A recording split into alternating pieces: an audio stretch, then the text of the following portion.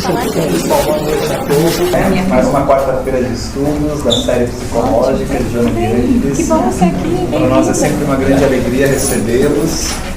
Hoje é um dia mais do que especial, porque nós vamos ter como coordenadora hoje das atividades a querida amiga Adriana Lopes, psicóloga junguiana. E aí a gente tem a propriedade de ter algo mais científico, né? Mais acadêmico, isso é interessante. Para a gente iniciar então hoje as nossas atividades, nós vamos fazer a leitura do livro Espelhos da Alma, uma jornada terapêutica, um livro que é do Núcleo de Estudos Psicológicos de Joana Guiandes, né?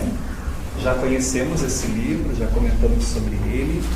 Um dos livros que nós usamos como referência para alguns assuntos, né? Ainda iremos abordá-lo muito.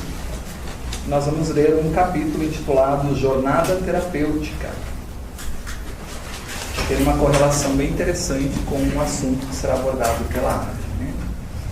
Há mais ou menos uns 2 anos, Adri, que nós estávamos lá em Curitiba, acho que é, mais ou menos uns 2 anos, o Marlon Heigdal propôs um encontro de coordenadores de grupos de estudo de Joana de Ângeles.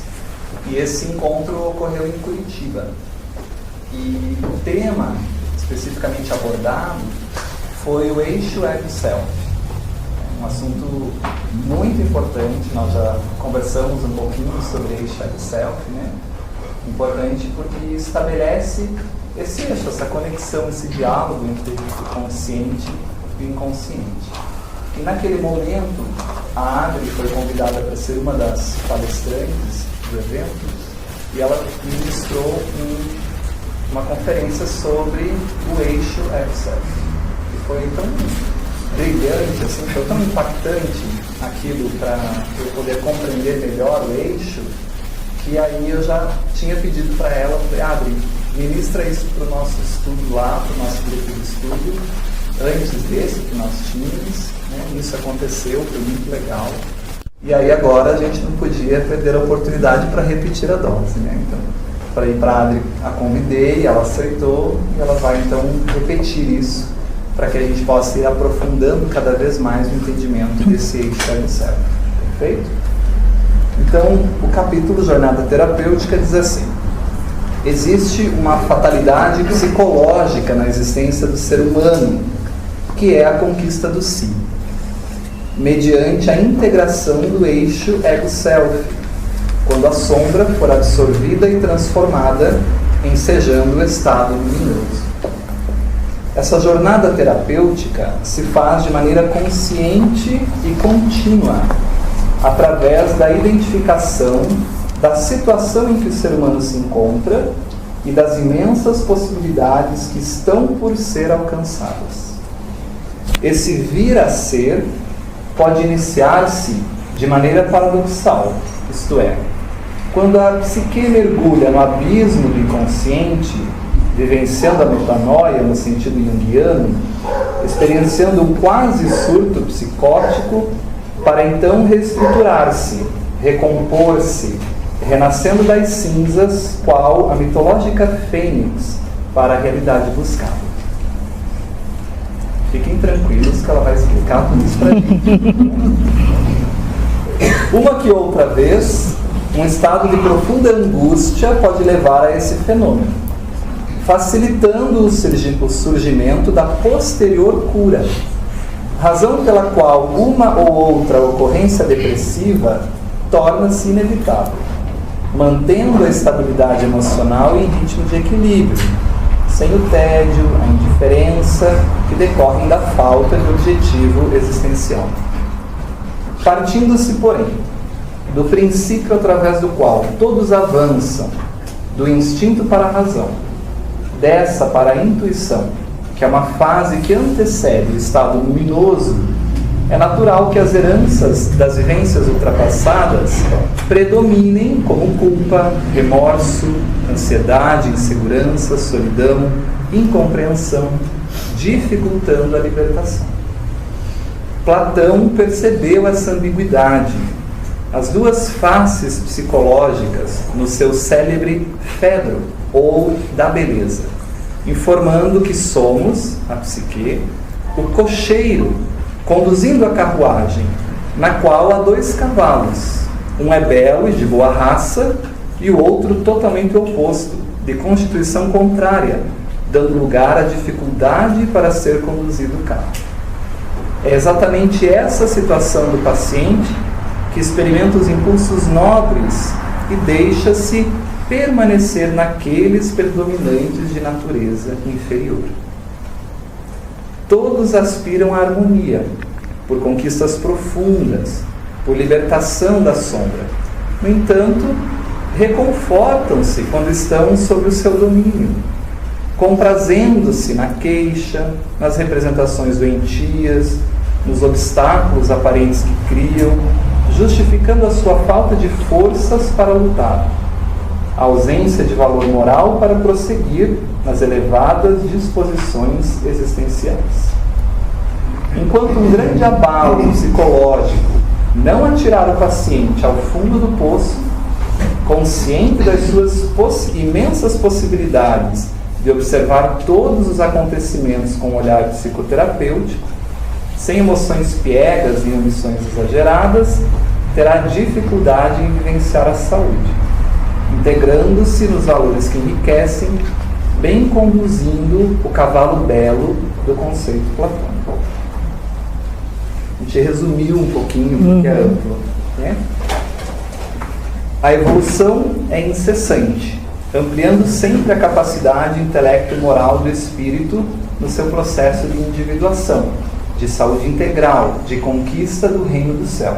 Esse processo de crescimento e de atração do belo, do superior e do transcendente, resume o sentido, o significado psicológico da vida e não apenas o bem-estar fisiológico, a satisfação pelo já conseguido, que se transforma em apatia e depressão. A existência terrestre é a alta concessão da vida, que merece todos os investimentos de nobreza e de sensibilidade, de aplicação de energia e de luta, de consideração pelos valores espirituais e da superação do ego, em suave e doce harmonia do seu eixo ligado ao céu. A jornada, portanto, na conquista da saúde, não se reduz à eliminação das doenças, dos transtornos emocionais, porém há muito mais.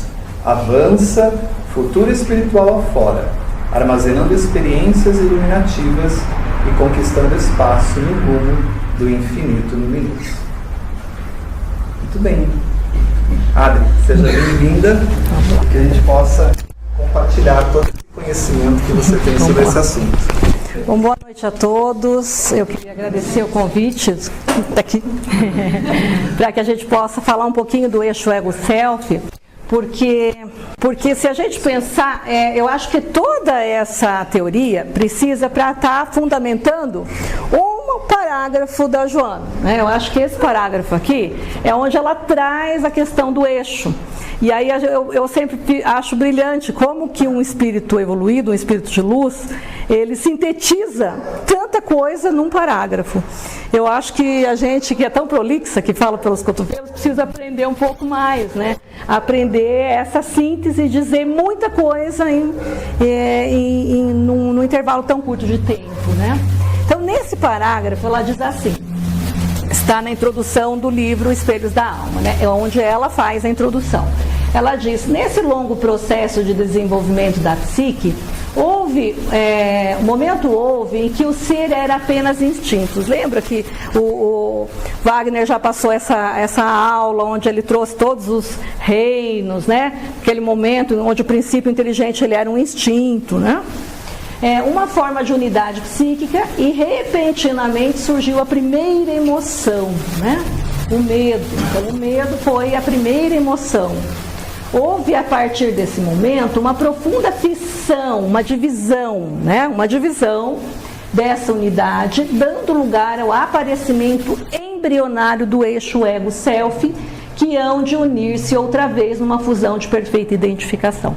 Então, por que é importante a gente estar falando dentro do viés junguiano? Porque profissionais mesmo da psicologia de outras escolas, às vezes não têm a compreensão por uma questão teórica mesmo, porque quem trabalha esses termos é a psicologia analítica. Então não é melhor, não é pior, mas é o referencial teórico que ela se utiliza quando ela vai trabalhar essa questão da psique, com um viés mais, vamos dizer assim, espiritualmente falando, como que acontece essa questão, e ela fala aqui do eixo ego-self. Ela fala esse parágrafo, e aí nós vamos desdobrar todas essas, praticamente quase 2 horas que a gente vai estar falando, de questões bem teóricas, bem da psicologia mesmo, então às vezes vai ser meio cansativo, mas de uma forma bem aberta que a gente possa parar, voltar, Adriana, não entendi, vamos lá, vamos voltar, porque realmente não é assim tão simples. A psicologia analítica, o Jung queria que ela fosse chamada a psicologia complexa, porque ela é complexa mesmo, ela é profunda, ela é difícil da gente estar entendendo, porque os termos são muito, vamos dizer assim, muito abstratos, né? Mas depois a gente vai estar percebendo que não, que a gente consegue. Se a gente pensar em imagens, né? Lá no Egito, a gente já pega uma imagem que mostra a questão de eixo, porque se eu pensar o eixo, ele equivale a uma ponte, ele simboliza uma ligação, né? Se a gente olhar nessa imagem aqui, tem a ligação, né, do feminino com o masculino, a ligação da lua com o sol, o reino geométrico, né, o mineral com o animal. Então, a gente tem uma ideia lá do Egito Antigo de pontes, de ligação, de eixo. Arquetipicamente, então a gente está pegando as imagens para mostrar como arquetipicamente vem na pintura, na escultura, na música, na pintura, ideias que vão falando desses eixos, né? Depois a gente vê lá na Itália, né, dentro da Capela Sistina, Michelangelo coloca de forma linda, eu adoro essa imagem, onde tem a imagem do homem, né, da criação. E aqui a gente vê o que seria a imagem de Deus, o homem, e aí aqui até eu vou ter uma imagem que eu aproximo bem, que seria o eixo, né? Esse momento em que Deus, né, ele se toca ao homem, seria um eixo, uma ligação, uma imagem de eixo, ego-self, um eixo, Deus com a criatura, o Criador, né? E na Grécia a gente tem a imagem de Hermes, que seria o deus grego, que ele faz as pontes, que faz as ligações, que seria a própria imagem, a representação de um eixo, uma imagem de um semideus, por exemplo, né? Então o eixo ego-self na teoria junguiana, é interessante que a palavra eixo ego-self, ela não é proferida por Jung. Jung não cria esse termo, ele não fala na teoria dele, quem estuda toda a obra dele, não acha em lugar nenhum esse termo. Ele não fala essa, né, denominação, o termo eixo, ego, self, não é dele. Mas toda a teoria dele embasa a presença do eixo mesmo, ele não nominando. Toda a teoria dá uma ideia de movimento, de que essa psique, ela é algo que se movimenta, que as estruturas, elas estão interligadas dentro de um todo, uma totalidade. Essa totalidade seria o self, que rege o todo e ao mesmo tempo ele é o centro do inconsciente, mas também da consciência, então ele é o todo mesmo. Se a gente pensar o espírito, essa energia toda seria o self, e depois as outras estruturas dentro do referencial junguiano, né? Então Jung, ele não proferiu esse termo, mas podemos percebê-lo nas entrelinhas de seu trabalho, na representação didática da dinâmica, desse movimento das estruturas, coisas que o próprio Wagner já foi falando, de a partir do momento que a persona é criada, ao mesmo tempo a sombra, ela também é formada, porque tudo que a persona não aceita como dela, ela joga lá pro quartinho escuro, que então é muito dinâmico isso, há um movimento, né, a gente pode visualizar. E tem uma frase do Jung que diz assim, né, o eu está para o si mesmo, assim como o patiens está para o agent, ou seja, assim como o movido está para o que se move. Então, O ego é o que é movido e o self é o que move. Então, se o ego é movido pelo self, tem um eixo, não tem algo que liga uma coisa na outra. Então, ele não fala da palavra eixo, ego, self, mas ele é o criador indiretamente, pegando essa definição do Jung que está no livro Símbolo de Transformação. No Símbolo de Transformação, ele trabalha isso de uma forma bem profunda, onde ele vai desenvolvendo toda essa ideia de uma dinâmica, de um eixo, de algo que movimenta o ego. Então, o eu, esse meu contato com as coisas do que eu quero, o que eu desejo, enfim, a minha profissão, a minha família, as coisas que eu vou construindo como contato com essa realidade, se a gente falar no espiritismo, dessa vida, tem a ver com a estrutura egóica, é o ego que dá essa consciência, mas o que movimenta essa consciência é o self. Né? Patience, isso. Você pode entender que isso é o quê? Que é isso, o movido, patience é de movido, e o agents, então o agente, né, o que move, o patience é de passividade, né? Paciência, como se fosse o passivo. O ego é passivo, ele é parado, ele é fixo, e o agents dá a ideia de ação, né, de movimento. Então, quem manda a informação é o self. E aí a gente vai estar vendo, a gente vai passar por algumas coisas que o próprio Wagner já falou, da própria formação do ego, mas só para estar mostrando como vai dando o movimento desse eixo, né? Mas é isso que é importante, que o ego, ele é dirigido. Só que na primeira metade da vida, ele não sabe disso, então ele se torna teimoso, ele se torna presunçoso, acreditando que ele manda em tudo, e não é assim. Ele acha que é assim. Mas na segunda metade da vida, assim como foi falado no texto, a metanoia, graças a Deus, bendita metanoia, que vira o nosso mundo de cabeça para o ar, onde a gente fica bem perdido, ela vem em função disso. O eixo ego-self obriga o ego a ser humilde, se curvar para essa estrutura self. Ele obriga. Não tem escolha, ou ele se dobra ou ele se quebra. E aí, percebe? O ego quebrar-se seria um surto psicótico, porque ele não percebe, enfim. Mas existe a psicopatologia que rompe o ego. Então, não vamos, de repente, entrar nesses detalhes, mas assim, o agente é o agent, o que move. E o patient é o passivo, é aquele que é movido. E isso, se vocês tiverem alguma questão, vamos fazendo, vamos tirando, porque aqui a gente está para aprender junto, né? Eu acho que a teoria, por mais, até estive falando para a Adriane à tarde, né? Falei, Adriana, vocês assistiram, né, lá no centro, já assistiram aqui ano passado, se você não quiser ir, ela falou, não, a teoria, por ela ser algo que é meio complexo, é importante estar ouvindo novamente, porque quanto mais a gente vai ouvindo, mais a gente vai assimilando esses termos, né? Para que possamos compreender o eixo ego-self, teremos que rever alguns conceitos. Olha como é profundo. A gente vai estar pensando na dinâmica da psique, que Jung falou, no desenvolvimento do ego e na sua emancipação do self, que é uma teoria de Neumann, que é um pós-junguiano. Ele fala também da relação primal. E aí a gente vai explicar depois, tá? Só estou enumerando o que a gente precisa entender para entender isso. Por isso que ele não é tão simples, né? O processo de deintegração, não de desintegração, mas deintegrar-se é separar-se. É aquilo que a Joana fala de fissão. É um deintegrar-se, é um quebrar, né?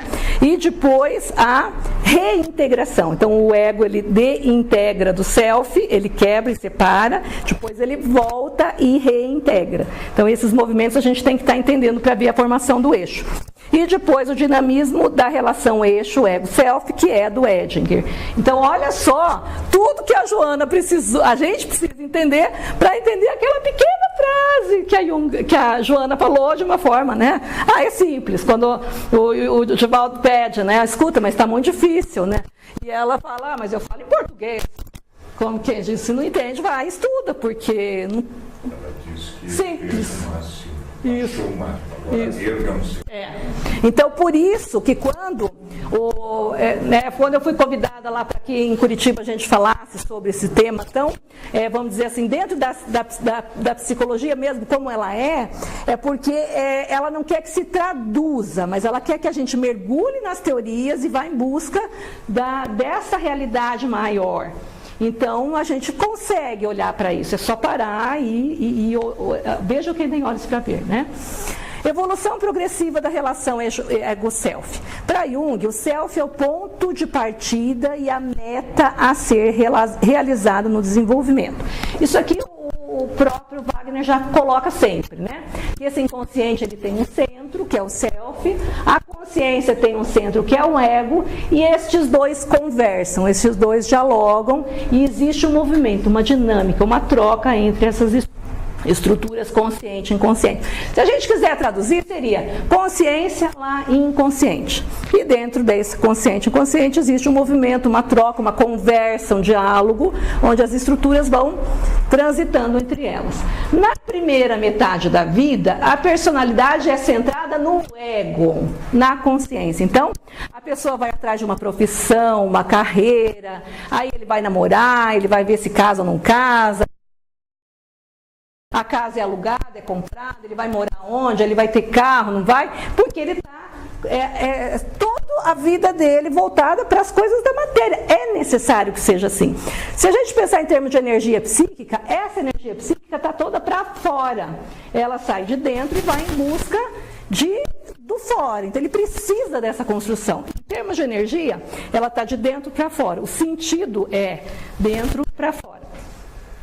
Na segunda metade, há um deslocamento de foco do ego para o self, que é o que ele dá o nome de metanoia. Metanoia uma pessoa já perguntou, é uma paranoia da meia-idade? Eu falei, é mais ou menos isso. Porque quando ocorre esse deslocamento de energia psíquica, que ele sai de fora e volta para dentro, tudo que a gente tinha como certo, como verdadeiro, como importante, já não é mais importante, já não é mais verdadeiro, já perde sentido. E tudo que eu achava até errado, eu acabo querendo fazer e acabo fazendo e faço coisas que eu nunca imaginei fazer. Percebe? E aí a pessoa fala, nossa, eu estou enlouquecendo. Não, é algo importante que o próprio self obriga a pessoa a fazer, que é o voltar para si mesmo. Quem sou eu? Para onde eu vou? Né? Existe uma morte, eu começo a pensar no sentido da vida, a vida tem sentido, qual é o sentido da vida para mim? Um está em comprar, o outro está em viajar, outro, né? Qual é o sentido para mim da minha vida? Né? Então isso é graças a esse movimento do self. O self obriga a gente a voltar para casa, né? Podemos observar essa dinâmica, então esse movimento, essa troca, que eu não vou estar enfocando muito, mas só para estar falando, né? Aqui no nosso estudo, foi falado do ego, foi falado vai ser falado da ânima e ânimos ainda, que são as nossas... essa questão da relação, né? Quem faz a relação com o outro, o sexo oposto, e com as relações, o arquétipo da relação é ânimos e ânima. Seria o quê? Para os homens, seria o meu inconsciente feminino, no caso de um homem, independente da escolha sexual. Quando o ego é masculino, o inconsciente dele é feminino, é ânima de alma mesmo. O Jung chamava de alma, né? do latim. Para a mulher, o nosso masculino, o nosso inconsciente é masculino. Por isso que para nós, cuidar de uma criança é fácil, cuidar da casa, cuidar das coisas é fácil. Mas já dirigir um carro, a gente dirige, mas tem que ter um gasto de energia maior para fazer essas coisas de realidade, que é algo do masculino. E para o homem é o contrário, o masculino e essas coisas de concreto é muito fácil, dá ré, eles dão de olho fechado, e para a mulher a gente também faz, dá ré no carro. Mas a gente gasta mais energia para isso, não é verdade? A gente faz, mas o gasto energético, o gasto da energia psíquica é muito grande. No entanto, coloca um homem na frente da geladeira e manda achar a margarina.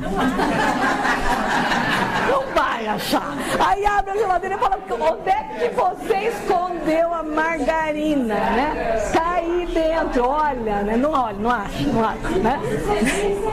Percebe? É uma questão, aí é legal, eu tô limpando a barra dos homens. A gente não pode brigar por isso, porque essa estrutura feminina é inconsciente, né? Então, aí ele vai explicando as relações, porque os arquétipos das relações, que depois a gente vai ter um módulo, vários, né, para explicar ânimos e ânima, o Wagner vai levar mais algumas semanas. Aí depois todos isso. Só para dizer que isso tudo se move, se movimenta, tanto internamente quanto fora. Então a máscara, as pessoas se relacionam com a família, com a cultura, com a sociedade, com a religião, e tudo isso vai levando o ser para a individuação, que seria para a evolução. Tá. Como que a gente observa isso tudo? Que a gente não vai entrar em detalhes, porque depois, mais para frente, a gente vai estudar. Primeiro, nos sonhos, né? Freud estuda muito bem isso, a dinâmica dos sonhos, como que o objetivo do sonho, que o sonho traz um sentido, traz um significado, e ele traz uma conversa da psique, entre esse ego com esse self, e ele faz aquela conversa. Então, a gente pode ver nos sonhos, nos conteúdos das visões. Então, o Jung era psiquiatra, e quando ele atendia um paciente psiquiátrico que estava em surto, ele perguntava qual que era a visão, o que ele estava vendo, né? E esse conteúdo tinha um porquê. Um para quê? Uma função, uma finalidade. Não era assim, mesmo numa psicopatologia, o conteúdo da visão é algo que tem que ser olhado. As fantasias que a pessoa vai tendo. Então, a energia psíquica é como na física, é um sistema fechado, um sistema dinâmico. E uma coisa que eu gosto de falar, por exemplo, aqui, se eu desligar, é aqui ou é ali a rede? Se eu desligar essa, qual que desliga? Essa e essa? Mas enfim, essa e essa. Aqui. Não, aqui, já foi explicado. Então, aqui o sistema fechado é aqui. Se eu desligar essa luz, a outra apaga. Então, isso quer dizer o quê? Que aqui existe um sistema fechado de energia, elétrico mesmo, né? Na psique também. O que quer dizer isso? Que quando a gente está com uma baixa energia, no caso de uma depressão, por exemplo, o que está acontecendo? A minha consciência não tem energia. Se não tem energia e é um sistema fechado, o que rouba a minha energia? Alguma coisa está fazendo igual o vizinho, né? Aqui eu gasto R$100 por mês. De repente eu estou gastando 200 e não comprei nada. Não comprei um eletrodoméstico, não comprei um aquecedor, nada. Aí eu vou olhar, o meu vizinho veio e fez um gato, né? Aquela coisa que eles pegam, aquele fio, amarra e começa o quê? Roubar energia. A depressão é a mesma coisa. A depressão é o quê? Existe um gato no meu sistema elétrico e psíquico. O que é esse gato? É exatamente o que o Wagner vai explicar depois, a gente vai estudar junto, o complexo. O complexo é o gato que rouba a energia da minha psique. E aí essa energia fica presa em questões, em temas carregados de afeto, né? E cada pessoa vai ter um tema que vai pegar, né? Às vezes eu estou aqui conversando com o Wagner e falo num tema, aí alguém se sente mal e fala, nossa, a Adriana estava falando de mim, quando ela falou disso, ela tá... Não é que esse tema na vida daquela pessoa é um complexo, e qualquer coisa que se aproxima do complexo a pessoa estoura. Então, aí a gente vai estar percebendo isso, e depois nessa questão aqui, dessa coisa do movimento de extroversão. Introversão é isso, existe um movimento, e esse movimento é não só intrapsíquico, mas também para fora ou para dentro, né? Seria um movimento de introversão ou extroversão. Aí a gente vai chegar no que realmente interessa, né? Então isso foi só uma introdução, que é o quê? A pessoa que disse o termo eixo ego self, que escreveu com esse termo mesmo, eixo ego self, foi esse pós-junguiano Erich Neumann, nasceu em 1905, morreu em 1960, nesse livro intitulado A Criança. Nesse livro, A Criança, ele fala do termo exatamente nessa página. Está no próximo slide, ele vai dar a página onde ele define, né? Então ele cunhou o termo em 1966 em um artigo, posteriormente lança o livro A Criança, onde ele desdobra esse artigo e ele fala muito sobre a relação primal. As principais obras dele é A Criança, a História da Origem da Consciência, Grande Mãe, Amor e Psique, entre outros. Bom, aqui a gente vai ver que no prefácio, olha que interessante, no prefácio dessa obra, o Jung faz um prefácio e ele escreve assim, Jung escrevendo. Jung diz: pediu-me o autor que eu prefaciasse seu livro com algumas poucas palavras introdutórias, o que eu faço de pronto por considerá-lo extraordinariamente bem-vindo. Então ele assinou embaixo do termo, né? Ele disse: ele começa no ponto preciso em que, se me fosse me dado uma segunda vida, eu começaria a reunir o disjecta membra, ou seja, os fragmentos dispersos do meu próprio trabalho e todos aqueles começos interrompidos, ordenando-os e fazendo deles um todo, né? Isso ele escreve em 1949. Ou seja, o que ele diz aqui? Que ele estuda a segunda fase da vida, ele estuda a vida adulta porque ele era psiquiatra e ele trabalhava com pacientes psiquiátricos, com a psicopatologia.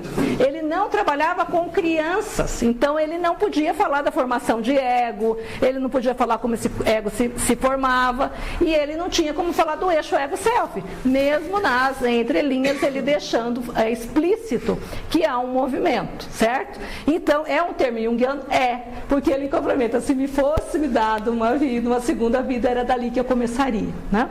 Então ele assina embaixo e ele concorda com isso, por isso que ele é um termo considerado da nossa abordagem. O desenvolvimento da consciência de Neumann, ele fala assim, que o que nos diferencia das outras espécies é o nosso movimento, né, o período da gestação. E ele fala mais, que a gestação humana varia de 20 a 22 meses. Aí você não fala: Deus, você está doida? Eu, quando estava grávida, minha criança ficou 9 meses na minha barriga, não é? Como é que uma gravidez humana vai de 20 a 22 meses? Não está errada essa teoria, não vou nem ler o livro, não, leia. Porque na realidade, a formação do ego não é só, a formação da criança não é só intrapsíquica. Nós temos 9 meses intrauterinos, certo? Que é aquele período normal que forma o corpo da criança.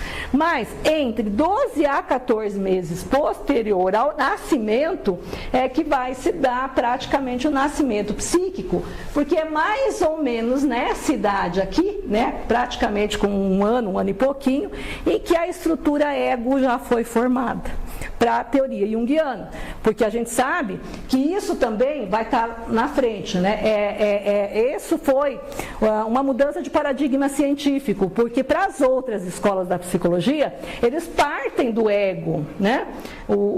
Tem escola que nem estuda self, que nem estuda inconsciente, tá certo ou errado? Não estamos dizendo isso, estamos dizendo que eles não olham, né? Não estudam especificamente isso, mas ele mudou o paradigma de ciência, porque ele fala: não, o self é a priori, ele vem antes. E aí, a partir daí, ele fala que o ego é formado a partir do primeiro ano de vida. Mundo matriarcal. Aí o Neumann fala desse mundo matriarcal, que seria o quê? Que há um predomínio. Aí a gente vê imagens, né?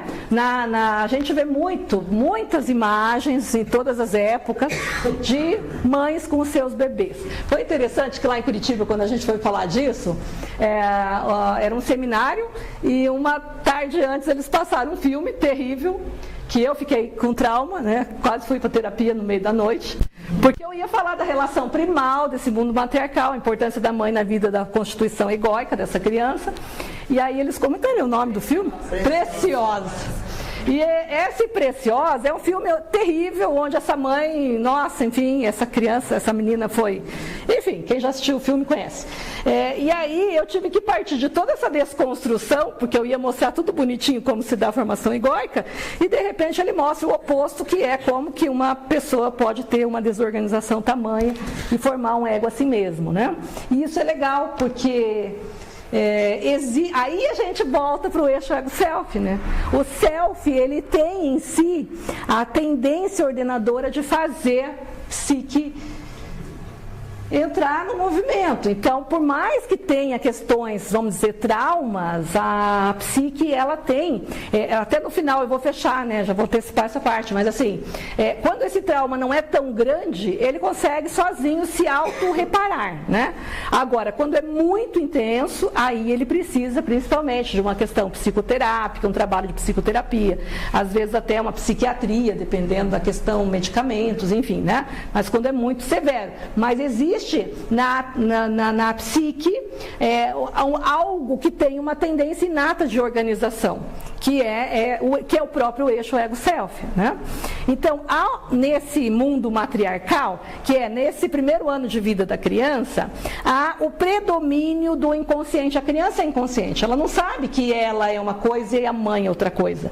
Ela está com fome, ela chora. De repente, algo vem e dá a mamar.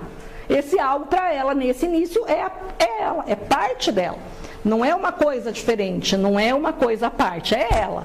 Ela não sabe que existe, que ela e mãe é uma coisa, para ela, ela e mãe é uma coisa só, né? Simbolicamente, a relação do ego com o centro da totalidade, que é o self, é uma relação de mãe e filho. Por isso a gente vê nas pinturas tantas imagens de mãe com bebês, né? Que é o que o Neumann chama de relação primal. O papel do self nos primeiros anos de vida da criança é de vital importância. E aí a gente vê em João, né? Eu e o pai somos um. Na realidade, se a gente pensar simbolicamente, essa frase de João está dizendo que ego e self estão unidos, porque eles ainda não foram desintegrados, não foram separados, existe uma unidade. E ele projeta essa unidade na própria mãe. Então a mãe é o que a gente chama de ego auxiliar nesse momento. Então se a mãe é uma pessoa totalmente desestruturada, como no filme Preciosa, essa criança vai ter um início de formação egóica defeituoso, vamos dizer assim. Então aí olha o problema da gente enquanto mães. Eu sempre dizia, não vou ser freudiana, porque eu acho que ele pega muito pesado com as mães. Aí eu fui para Jung e ele pega muito pior, porque ele fala da importância e até como a gente é um ego auxiliar, se eu tiver neurótica, eu passo a minha neurose para essa criança, né? Quem trabalha com criança sabe, né, Ivete? Que às vezes a família vem trazendo a criança, você faz a anamnese e você percebe que a criança está, às vezes, demonstrando um movimento familiar e que antes de trabalhar com essa criança, você vai precisar trabalhar com essa família. Aí você tem que propor, olha, então vamos fazer assim, a princípio a gente faz umas sessões com vocês ou com a mãe, e aí depois a gente, né, porque às vezes é muito, a gente vê, quem trabalha com criança vê essa questão bem clara, né? Aí a gente vai estar vendo o que é isso, né? Eu sei que isso é pesado, é teórico, assim, é cansativo, mas para a gente entender a relação primal é importante a gente estar vendo essa questão mais teórica, né? Aí ele fala, o Neumann fala de uma fase urubórica, né? O que é uruboros, né? Se a gente olhar para a mitologia, e é interessante, eu peguei desenhos do meu sobrinho quando ele estava pequenininho, ele fazia esse desenho aqui, ele fazia o desenho da cobra mordendo o próprio rabo, né? E eu trabalho com a caixa de areia, que é o Sand Play, e eu tenho uma cobra assim de madeira, que ela é bem flexível, ela é toda cortadinha, então ela faz o movimento de andar, né? E ela é tão flexível que ela morde o próprio rabo. E às vezes eles pegam até duas cobras, né? Porque como ela vai ficar muito fechadinha, eu tenho duas, então eles pegam aqui, colocam e completam com a outra. Então uma morde o rabo da outra e outra morde a boca da outra. Então, é bem legal, né? Porque a criança pequena mostra o uruboros, mostra esse movimento inconsciente de estar presa, fechada em alguma coisa, né? O que é uruboros, né? É um termo que o Neumann usa para designar o estado inicial do ego. Então, quando esse ego está sendo formado, ele designa isso, e depois eu vou mostrar por quê, né? Ele é representado pela serpente que morde a própria cauda e caracteriza a unidade sem opostos. Não tem eu, tu. Por isso que ele e mãe é uma coisa só. Não existe duas pessoas naquela relação, é uma coisa só, né? É a decisiva nos primeiros anos de vida da criança, e mãe e filho formam uma unidade primária em que a criança ainda está emocionalmente contida em sua mãe, apesar do corpo já ter nascido, né? As experiências de conforto, isso o Wagner falou de uma forma muito muito brilhante, eu gostei muito, que é isso. Então, é aquelas experiências de conforto, desconforto, saciedade, fome, calor, frio, né? Começam a serem compreendidas, gerando a polarização da esfera. Então, ele está com fome, chora. Aí ele tem o desconforto, ele tem o desprazer. Aí vem a mãe dar uma mamar, ele sente a barriguinha cheia, para de chorar, dorme e fica feliz. Então essas sensações, né, lembra que a Joana fala da questão, primeira sensação é o medo de não ter comida, o medo, enfim, ele não tem a consciência que é o medo, mas algo está fazendo para que ele sinta um desconforto. Essa diferenciação gera uma ruptura da unidade entre ego e self e, consequentemente, o nascimento do ego e o progressivo surgimento da consciência. Assim, para a psicologia analítica, o inconsciente é a priori, é isso que eu falei, ele vem antes, posteriormente surge a consciência. E esse foi uma mudança do paradigma científico, né? Coloquei em forma de imagem, de forma didática, porque isso é só uma imagem para tentar mostrar isso. A princípio, então, o ego era a totalidade, a criança não tinha consciência de nada, ela era uma coisa só, isso é o uruboros, né? O ego está aqui grudado dentro disso, ele não está, ele está dentro, uma coisa está dentro da outra, ele não tem, é uma unidade, realmente não tem uma diferenciação ali. O ego ainda está contido no self e é nessa fase que é o self corporal. Quem trabalha criança, como que é o nome de um teórico que trabalha o self corporal? Então ele morreu, ele era de São Paulo, a Sheila foi aluna dele, como é que é o nome? Ele deu aquela técnica do... É o Sandor. O Sandor fala muito do ego corporal, né? Ele trabalhava as crianças pequenas com aquele da fisioterapia. Nossa. Espaldar. Ele colocava a criança no espaldar e ela se esticava. Então a terapia do Sandor, por isso da psicologia corporal, é muito corpo, é muito sinestésico, porque nessa fase o ego é corpo. Por isso que uma criança maltratada, uma criança abusada sexualmente nessas primeiras fases da vida, vai gerar psicologicamente uma ferida muito grande, né? Se a gente pensar em termos de estrutura. O Sandor. É Sandor. O primeiro nome é... Isso. Ele morou em São Paulo, ele foi professor da PUC por muitos anos e ele fundou essa parte da psicologia onde trabalhava muito o ego corporal, porque ele falava que nessa fase... Em 92 é um médico húngaro que se radicou no Brasil desde 49. Isso. E ele trouxe uma técnica que chama calatonia, que é bem interessante, que trabalha pontos, enfim, né? Mas essa questão de que o ego, a princípio, é corporal, essa ideia é legal, né? Qualquer tipo de desconforto ou privação, como fome ou frio, é sinalizada como choro. À medida que a necessidade é satisfeita, a tensão alivia e ela volta ao repouso inicial. Isso que foi colocado nas aulas anteriores. Assim, representa breves períodos de consciência, mas sem a diferenciação entre ele e a mãe. Ele acha que ele e mãe é uma coisa só. Porque eu penso que estou com fome e vem essa minha parte me dar mamar. Na cabeça dele, a mãe é ele, né? Início da integração do self, que é um termo de Fordham, né? Então esse self é como se quebrasse um pedacinho e ele quebrando, ele forma essa estruturinha aqui que vai se separando. Então a princípio ele está grudado, aí ele quebra, desintegra, não desintegra, desintegra é sumir, né? Desintegrar, e aí ele vai formando essa outra estruturinha que é o ego. Fase pós-uterina, né? Aí a criança vive em um estado de participação mística, ou seja, tudo encontra-se fundido, grudado, não havendo pares de opostos, ou seja, o ego e o self é uma coisa só. Somente quando o ego vai se desenvolvendo é que a criança começa a se diferenciar da sua própria imagem corporal e o mundo vai ficando mais claro, o objeto de conforto, desconforto, né? E essa relação com a mãe, essa relação que ele dá o nome de relação primal sadia, é marcada pela confiança e amor entre a mãe e a criança. Então, quanto mais vai desenvolvendo essa relação de confiança entre as duas, vai possibilitando a formação desse ego saudável. O ego é integral positivo. Eu vou passar meio rápido porque o Wagner já trabalhou bem a formação do ego, né? E o estabelecimento do eixo ego-self estável. Então, a relação da criança com a mãe vai formar um eixo positivo, um eixo estável, um eixo onde a criança vai sentir segurança, né? Ego integral positivo é o ego capaz de assimilar e integrar as qualidades, até mesmo negativas, do mundo interno. Então, quando a gente fala assim, nossa, como que uma pessoa que sofreu uma perda enorme, morreu mãe, pai, não sei o que, morre num acidente, família inteira, como é que essa pessoa consegue ficar inteira? E o outro que não perdeu nada, surtou e entrou numa esquizofrenia, percebe? E isso tem a ver com o eixo ego-self, porque nessa relação primal, quanto mais forte for esse eixo, e aí o forte é legal, porque assim, vocês lembram daquela mensagem do bambu que tem na internet? Eu adoro uma mensagem oriental, né?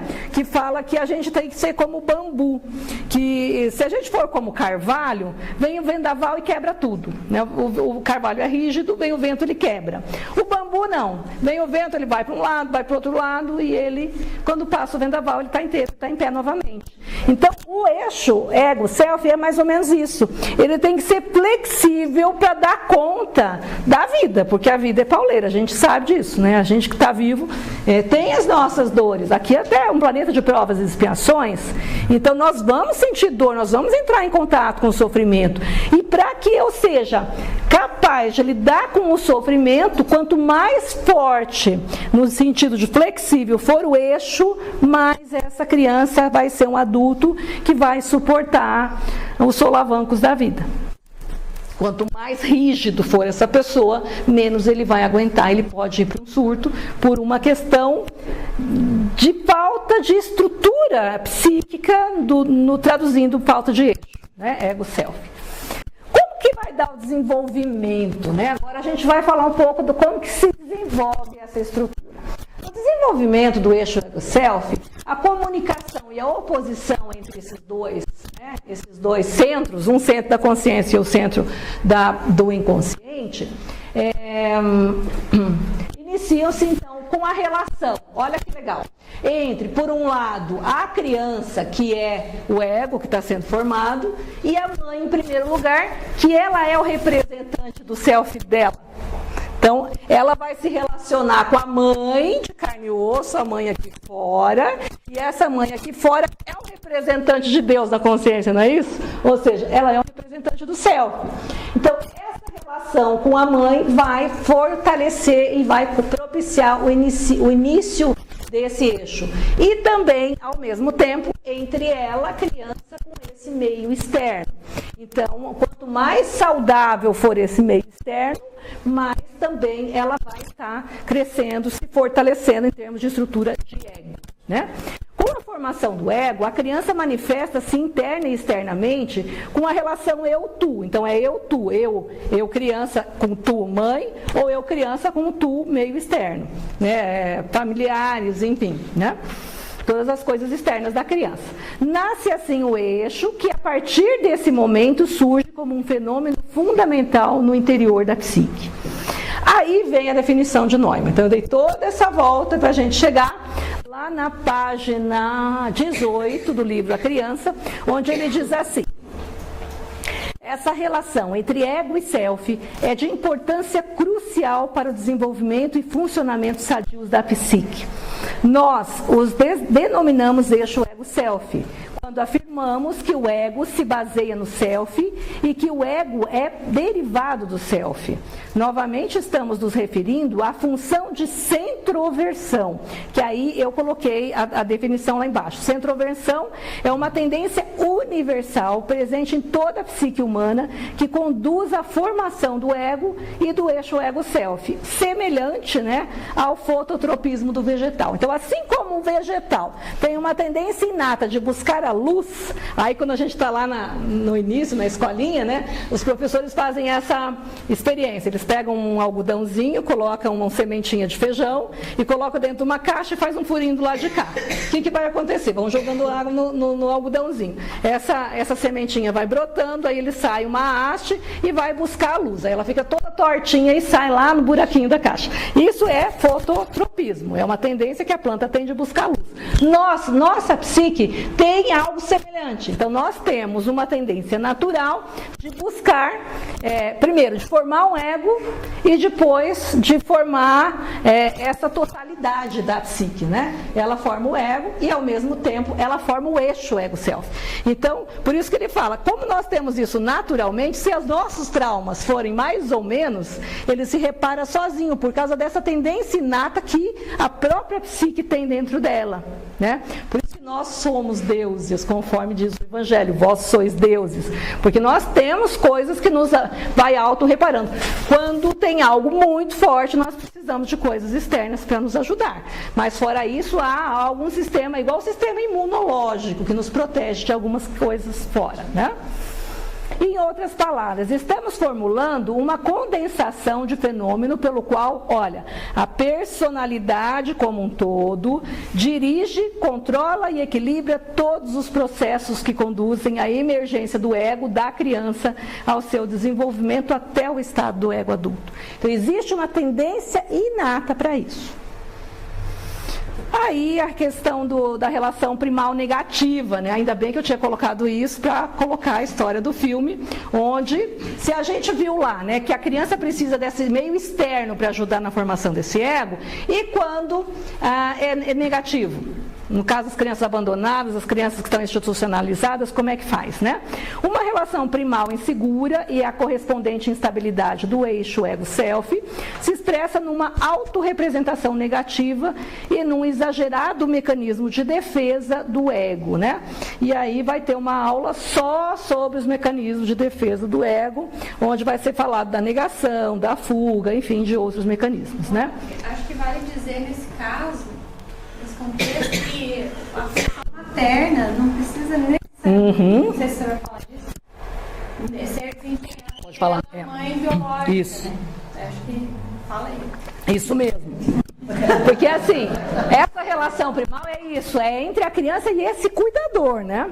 Porque não necessariamente precisa ser a mãe biológica, pode ser a mãe adotiva, pode ser a mãe instituição, pode ser isso. Materna, né? Porque é maternagem. É maternagem. Né? Porque pode ser filho adotivo de dois. Isso. O casal homossexual pode. Isso. Então a função materna é desenvolvida pela relação. Exato. Por isso que nós somos seres relacionais. Nós estamos falando de estrutura psicológica. Estrutura psicológica. Contrato de família, né? Gostando do clínico. Isso. Ele fala dessa importância, né, da referência feminina e da referência masculina, independente de formarem um casal. Exato. Mas que numa relação mesmo homoafetiva, né, masculina ou feminina, um acaba por desenvolver mais o feminino masculino, que é por causa da estrutura de ânimos e ânima, porque às vezes a função primal é realizada pela ânima do pai, porque esse pai é afetuoso. Um relacionamento heterossexual, vamos pensar homem e mulher, sim, você tem o próprio que desempenha a função psicológica feminina. E a mulher que desempenha a função psicológica masculina. E aquelas mães, por exemplo, que são obrigadas a criar um filho sozinha, cadê o pai? É o ânimos dela que vem e coloca as leis. Porque qual a função de ânimos? É leis, regras, ordem, né? Então uma mãe consegue sozinha, ao criar um filho, impor também esse sistema de regras, de normas, né? Então percebe como a psique ela é autocurativa, percebe? Ela tem um sistema de autorregulação. E aí é Deus, né? Porque senão a gente estaria entregue às moscas, imagina, se a gente não tivesse dentro de nós impresso algo que nos... E os pais que vão embora e largam tudo, como é que fica, né? Se fosse assim, a fragilidade era muito grande, né? Eu sempre falo, a criança é um paradoxo, porque ao mesmo tempo que ela é frágil e ela precisa precisa de cuidados, ela tem uma força de estar vivo. Aí a gente vê nessas catástrofes, né? Onde tem lá um tsunami, de repente, depois de 10 dias, você acha uma criança no meio dos escombros e está viva ainda. Como é que sobreviveu? Então, essa força de vida está nela. Né? Então, é algo importante. E aí entra eixo ego-céu. Aí aparece o Edinger, né, que ele foi um membro do Instituto Jungiano de Nova York, membro fundador, ele que funda lá nos Estados Unidos. Ele apresenta a evolução progressiva da relação. Então vem o Jung fala da dinâmica, vem o Neumann e fala do eixo, e aí logo em seguida vem a Edinger e fala dessa evolução do eixo, como que ele se evolui. Aí ele consolida os conselhos de integração e reintegração, que eu falei bem simples, mas eu vou entrar agora um pouco mais minuciosamente. E ele descreve o estado de inflação, alienação e individuação, que eu vou passar de uma forma mais rápida, porque o objetivo é só entender que há um eixo e que esse eixo tem uma dinâmica. Mitologicamente, né, essa afinidade entre ego e self é ilustrada nas imagens do homem, que seria o ego, né? O homem é o ego. Deus cria tudo, certo? O homem é a criação, Deus é o criador. O homem é a criatura, que foi criado por esse criador. Mas há, olha que legal, uma comunicação entre eles. E um ponto, né, se a gente olhar aqui, quase de toque. As duas estruturas, a criatura e o criador, se tocam num determinado momento. E se a gente falar que o self vem antes, ele é a priori, ele é o criador do ego, e o homem seria esse ego que foi criado, há uma dinâmica. E se a gente olhar nessa imagem, nós vamos perceber aqui um cérebro, né? É como se fosse um sistema nervoso central, aqui o neocórtex, aqui o próprio a parte atrás do cerebelo, e aqui como se fossem as ramificações nervosas, né? O lenço verde seriam os nervos que vão sair pela coluna, enfim, né?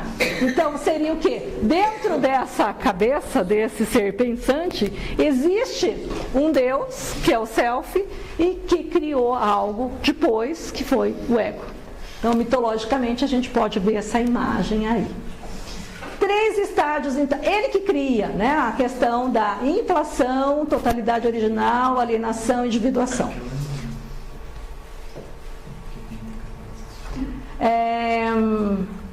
Definição de inflação, então. Vamos ver. Seria a atitude ou estado que acompanha a identificação do ego ao si mesmo.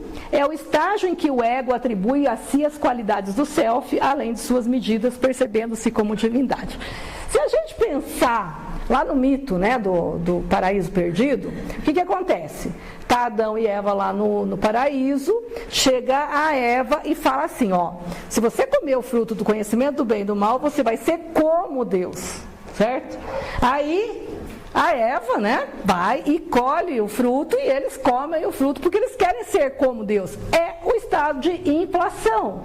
Querer ser como Deus se a gente pegar em todos os mitos gregos, né, Ulisses, por exemplo, quando ele sai lá de Ítaca, ele sai para a vida à procura de aventuras, e ele vai, encontra a bruxa, encontra várias coisas, os monstros, as sereias, enfim. E ele fica 20 anos nesse percurso, né? Deixou a mulher com criança pequenininha e foi para a aventura. É o ego inflado, ele está identificado com o self, onde ele pode tudo, ele é um todo poderoso, que ele pode enfrentar mundos e fundos, todos os dragões do mundo, que ele tem poder. Por quê? Porque ele tem uma identificação com essa estrutura que é o self. É a primeira fase da vida. Na primeira fase da vida, o jovem não pensa que vai morrer, ele pega o carro e sai a 200, ele faz coisas, porque ele nunca pensa na possibilidade da finitude. É o ego inflado. É o filho pródigo, que sai e vai em busca da vida e percebe? Então, é mitológico esse movimento e necessário. Nós precisamos da inflação. Porque se você nunca tiver inflado, você nunca vai enfrentar nenhum monstro. Vai chegar lá um dragão, meu Deus, vou ficar aqui trancado dentro de casa, porque fica como o filho pródigo, aquele outro irmão que não foi, ficou em casa cuidando do pai. Que ficou, ele não teve a inflação. Então, se a gente pensar o termo inflação, nesse caso, no termo do Edinger. No sentido de Edinger, né? Porque a gente falar em inflação de ego é outra coisa. Mas nesse momento aqui, a inflação é positiva, porque nós precisamos da identificação com o ego, do self, para ir para a vida, tá? É cíclico? Isso. Esses 3 pontos são Sim. cíclicos. Então, a cada vez que eu preciso enfrentar um desafio, Isso. eu inflo nesse Isso, sentido de isso. entender que eu sou o Deus, então que eu sou capaz, Isso. até chegar... Isso. É aquilo que o Wagner colocou. Lembra quando ele trouxe aquele percurso do herói do Campbell? A jornada do herói? É aquele ciclo lá. Quando o herói sai, ele está inflado, ele está identificado com o self. Que aí vem aí ele se entra sempre, no caso do grilo falante, né? Vem o herói, que é o Pinóquio, aí aparece o grilo, que é a consciência, que vai ajudar esse Pinóquio a enfrentar, e ele vai, sai de casa, vai para a ilha, fuma. Esse movimento seria aquela sensação de poder que a pessoa tem de forma temporária para resolver? Para resolver. Então, seria isso? Isso. Essa é a inflação. Só que nós estamos falando ainda da criação do eixo. Tá certo. Também é isso daí, você está certa, mas nessa formação do eixo, é o primeiro momento de... Eu vou colocar aqui, aparece logo em seguida. É inconsciente ainda. É totalmente inconsciente, é totalmente inconsciente. Lembra lá no mito que Adão e Eva estão ainda no paraíso. Só depois que eles saem, é que eles percebem que estão nus. Aí vem a culpa. Então é totalmente inconsciente, mas no início a formação do eixo, né? E depois a movimentação... Aí vai gerando consciência. E aí depois, no decorrer da vida, nós vamos passando várias vezes por isso. Eu saio inflado, aí eu tenho que quebrar a cara, aí entra papel de pai e mãe de não, você não vai fazer isso. E aí a criança precisa desse momento do não para poder desidentificar do ego, ela perceber que existe algo maior e aí ele vai... Entende? Então é necessário isso para formar o eixo. Mas você está certa, só que nesse momento a gente não pode perder o foco, porque isso que é complicado na psicologia analítica. Num determinado momento ele está dizendo uma coisa, é isso? Mas num outro ele também fala em ego inflado, mas é totalmente diferente. Então se você não perceber em que momento que ele está dizendo, às vezes confunde a cabeça, porque aí você fala assim, o ego inflado é ruim. Não, mas o Edinger disse que é bom, porque senão ele não vai para a vida. Tá, mas ele... então, no momento da formação do eixo, ele é importante, né? O mito da queda do paraíso eu já falei. Aqui, outro símbolo que mostra a unidade original é essa pintura aqui, a criação de Eva a partir da costela de Adão, né? Tá lá no Evangelho também. Ou seja, a separação de Adão em componentes masculinos e femininos é um processo paralelo e equivalente à sua separação ao jardim paradisíaco, né? E aí a gente vê várias imagens onde é um corpo só, onde tem masculino e feminino junto, aí vai Jesus e separa o homem e a mulher. Na realidade é isso, dentro de nós existe consciência, se é masculina, o inconsciente é feminino, se a consciência é feminina, o inconsciente é masculino. Então, em algum momento precisa dessa diferenciação, essa separação, porque é interessante.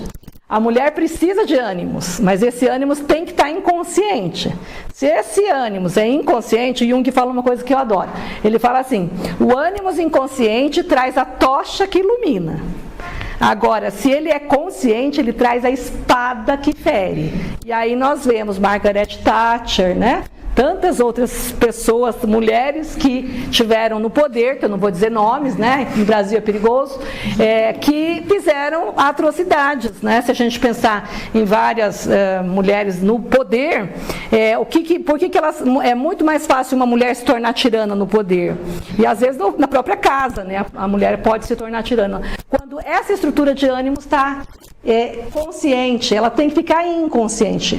O ego é feminino. Então, quando essa estrutura ela se torna, ela está fora de contexto, ela se torna negativa, ela se torna tirana. E aí o ânimos é a questão de poder. Aí ela fica degladiando com o marido por poder. A mulher, eu odeio dar essa aula de ânimos e ânima por isso, porque tem uma frase do Jung que ele diz assim, eu não assino embaixo, é mentira. Ele diz assim, Que a mulher, quando está possuída por ânimos, ela não briga para ter razão. Ela briga porque... Não, ela não briga pela verdade. Ela briga porque ela quer ter razão. Independente se ela está certa ou errada, ela quer ter razão. E o pior que é verdade.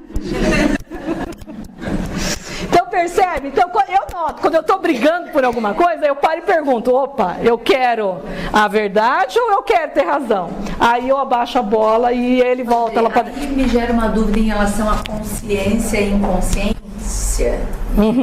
Esse funcionamento da ânima e do ânimos, né? Sim. Porque, por exemplo, se eu me observo e percebo características masculinas, né, em mim, significa que eu estou trazendo esse ânimo para a consciência? Não, é importante trazer ele para a consciência. Ele tem que ser... por isso que o casamento é importante, né? O casamento é importante, quem fala isso muito bem é o Gelson. Ele fala assim, porque é uma oportunidade de educar ânimos e ânima. Então é na relação que eu educo as estruturas. Então elas têm que estar conscientes, mas ela não pode estar dominando o ego. Porque o ego, ele é feminino ou ele é masculino? Em termos de ego. E eu não posso permitir que algo sobreponha o ego, em termos de estrutura psíquica. Então, quando a gente estiver possuída por alguma coisa, respira, conta até 50, vai lá pro banheiro, lava o rosto e se pergunta, eu quero ter razão? O que eu estou querendo tem lógica? Ou eu estou brigando por uma teimosia minha? Eu me peguei várias vezes brigando por teimosia, porque eu queria aquilo, porque eu queria, não tinha percebe? Então, quando você começa nessa proposta do autoconhecimento, a gente continua brigando com o marido? Continua. Mas a gente começa a se ver nessa briga, né? Até que ponto essa discussão não tem a ver com uma coisa que eu estou querendo por uma teimosia minha? Aí é ânimos negativo. Então, o símbolo da unidade, dessa separação, é importante. Tem que separar o joio do trigo, não é? Jesus não falou? Separa o joio do trigo. Ah, mas as sementes são muito parecidas, como é que eu faço para separar? Deixa nascer. Aí nasceu, depois que você nasceu, tem a separa. hora que vai haver a separação. Exato. Essa semana eu vi Fernando Montenegro falar de Paulo Otran. Olha. Eles se correspondiam, eu não sabia que eu não sabia. Sim. E ela diz assim, ele não competia, ele dava a deixa. Olha aí. Então, o competir é do ânimos. Percebe? Então, é legal, o autoconhecimento, a proposta de Joana de Ângeles é muito bonita por isso. Porque a gente para de julgar o outro, a gente para de agredir o outro, a gente para de atacar o outro e começa a se ver na relação com o outro. Então, uma relação de casal é muito importante para a educação dessas estruturas, né? Educação, eu gosto dessa palavra, educar as estruturas. Não uma é melhor, outra é pior, uma tem que ser assim. Não, ela tem que ser educada, tem que viver em harmonia. Esse movimento tem que existir e mais um movimento harmônico, um movimento de troca. E com a criança também. Integradas. Tentação e queda do paraíso, né? Em todo o enfoque, toda a sedução da serpente são expressos em termos inflacionários, né? E aí a serpente fala, ó, quando você comer esse fruto, seus olhos se abrirão e você será como Deus, né? Esse drama tem início quando o estado original de inflação passiva, ser Deus, se transforma na inflação ativa, querer ser como Deus. E depois a gente vai ver isso naquela circunferência. O mito descreve o nascimento da consciência como um crime, né? Se a gente pensar, a expulsão do paraíso foi um crime, porque eles comeram um fruto do bem e do mal, né? Esse crime aliena o homem de Deus e da sua unidade pré-consciente, ou seja, então separa o ego do self, e o fruto simboliza claramente que é o fruto da árvore do conhecimento do bem e do mal, que significa que traz a consciência dos opostos. É aí que começa a ter bem e mal, certo ou errado, posso ou não posso. E aí entra o drama, né? Porque ser expulso do paraíso, eu vou ter que escolher entre uma coisa e outra. E quando a gente for falar da relação transcendente, né, Wagner, é nessa embate dos opostos que eu gero a transcendência, que eu evoluo espiritualmente, que eu crio uma saída criativa. Então eu preciso dos opostos, mas é sofrido ter que escolher, não é? Toda escolha tem o luto pela não escolha. Bom, vamos lá. Psicologicamente, a serpente é o princípio do conhecimento emergente e, em resumo, esse mito simboliza o nascimento do ego, né? Vou passar um pouquinho. O nascimento da dissociação e da regressão, e outro aspecto da queda na consciência, o de Adão e Eva, que viram a própria nudez, né, quando foram expulsos. Aí nós vemos a sexualidade e os instintos em geral, que se tornam tabus e objetos de vergonha. A dualidade, a dissociação e a regressão nascem nesse momento, exatamente no mesmo momento. E os estágios inatos e necessários do desenvolvimento psíquico requerem uma polarização dos opostos, ou seja, aí nasce consciência de um lado, inconsciente do outro, espírito, natureza, enfim. E aí nós vemos o nascimento em um estágio de inflação. O ego nasce da inflação. Ou seja, se nós não tivermos a inflação nesse momento, não há ego, não há nascimento egóico. Então precisa desse movimento na formação da estrutura de ego e posteriormente na estrutura de eixo ego-self. Eu preciso desse momento de inflação. Essa inflação do Edinger, ele é positivo, é necessário, né? Aí, no contexto junguiano, o termo inflação é utilizado sempre que o ego encontra-se em um estado de identificação com a psique coletiva, que é o self, né? É a identificação. Para Edinger, o desenvolvimento humano começa com um estado de inflação de ego, ou seja, o ego se encontra identificado com o self, semelhante à fase urubórica de Neumann, onde ego ainda não se emancipou do self. Embora o ego se inicie no estado de inflação, decorrente da identificação com o self, essa condição não pode persistir. E o desenvolvimento naturalmente produz uma ruptura pela educação e a socialização. Ou seja, já viram essa história hoje daquelas crianças reizinhos que querem tudo, que mandam em tudo, e que mandam na mãe, que mandam no pai? Então, isso é o ego inflado, ele pode tudo. Não, ele não pode tudo. A mãe tem que falar não, ele precisa da educação e a socialização. Claro que é um não com amor. Você não vai espancar a criança, não pode espancar a criança, mas a criança precisa do não. Jesus, para mim, é o maior paradigma de educação do universo, né? Do mundo, da Terra, enfim. Ele fala assim, ó, faça o teu dizer sim, sim, não, não. Ou seja, não é, não é. Você pode surtar, você pode pular para cima, você pode ter convulsão, porque não é não. E a criança precisa disso para o desenvolvimento psíquico saudável. E aí, quando a gente vê essas crianças, esses reizinhos crescendo e mandando no mundo, gente, olha, eu sinceramente, eu me seguro, né, para não pegar esses pais, porque o pai precisa falar em algum momento não, né? E aí, eles usam tudo a favor deles, né? Hoje, desse elevador, tem aquele lugar na lateral assim, aí o Vicente tentando se pendurar, e a Lívia apoiando, tinha que se pendurar, e eu falei, não é pra se pendurar aí não. Mas, mãe, mas pode? Não pode se pendurar. Mas o meu pai deixa. O pai não tava. Claro. O seu pai é o seu pai. Eu sou quem? Ai, Lívia, olha que esperteza. Mas você não diz que o que o papai diz é o que você vai dizer e o que você diz é o que o papai vai dizer? Mas é esperto. Você vê? Eu nem falei nada, né? E eu falar. Ainda abriu a porta do elevador, eu saí. Ainda bem, salvo pelo gol. Mas percebe como eles vão tentar manipular? Ó, a inflação, eles estão inflados, eles estão argumentando, né? Então, a educação é importantíssima para o desenvolvimento da estrutura psíquica, né? E aí entra esse novo termo aqui de estranhamento, que é do Whitman, né? Ele mostra aqui vários mitos, o mito de Prometeu, por exemplo, que ele foi devorado, né? O passarinho devorou o fígado, e aí ele se reparava, e toda noite ele vinha, ele comia o fígado, e aí aquilo se reconstituía, porque o fígado é o único órgão que se reconstitui, né? Então, o que seria isso, né? Esse estranhamento entre o ego e o self. O contato com a realidade, que é esse não vai subir ali, né? Esse contato, ele frustra a expectativa inflada da criança e vai provocar um estranhamento nela. Mas, puxa vida, mas você não disse que a mãe ia fazer lá a mesma coisa que o pai, é um estranhamento. Olha a estrutura psíquica aí pensando, né? Aí o que acontece? Entre o ego e o self. Então o ego, informação, vai entrar em contato com essa totalidade, vai argumentar porque está inflado, porque ele está identificado com esse self aí. Tá. Aí nos mitos aparece o quê?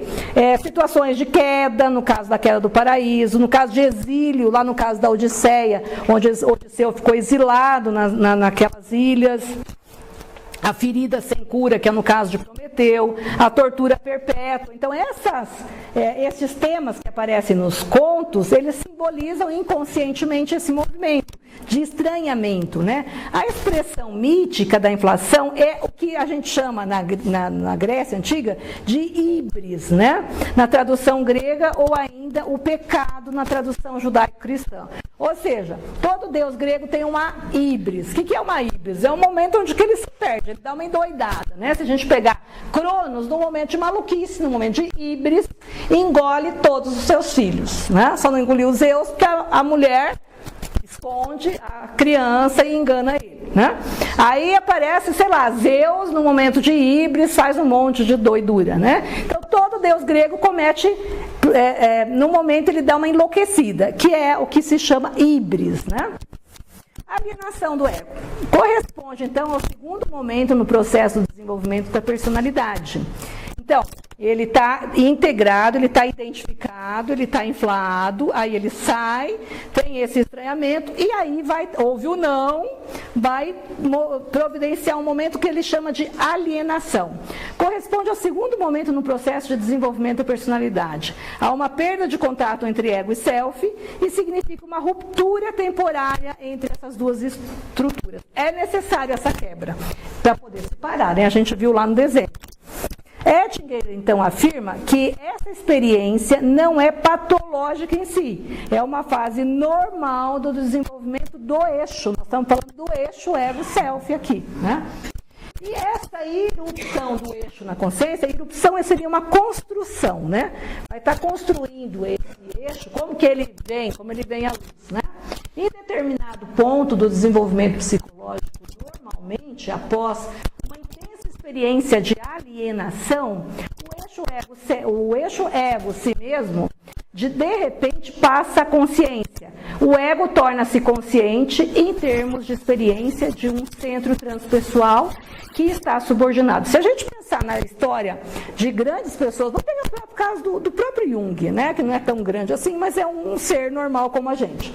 Lembra que quando ele rompe com Freud, ele passa por um tempo muito grande de depressão, onde ele fica muito mal, onde ele precisa se reelaborar, né? Então também é um momento de alienação, onde ele precisou ficar separado. Então naquele momento ele sentiu o eixo. E aí ele começou a ter toda ali que ele começa a construir a teoria dele, né?